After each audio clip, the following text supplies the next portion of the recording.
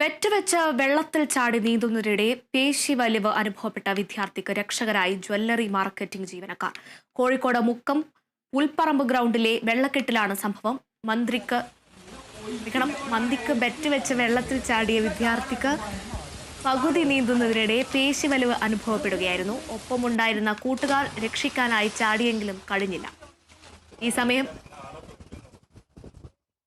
സമയം അതുവഴി ബൈക്കിൽ പോവുകയായിരുന്ന ജ്വല്ലറി മാർക്കറ്റിംഗ് ജീവനക്കാർ ഇവരുടെ ശബ്ദം കേട്ട് വെള്ളത്തിലേക്ക് എടുത്തു ചാടി വിദ്യാർത്ഥിയെ രക്ഷപ്പെടുത്തുകയായിരുന്നു.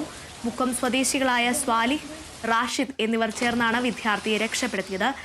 കുട്ടിയെ രക്ഷപ്പെടുത്തുന്നതിന്റെ ദൃശ്യങ്ങൾ കേരള വിഷൻ ന്യൂസിൽ ലഭിച്ചു.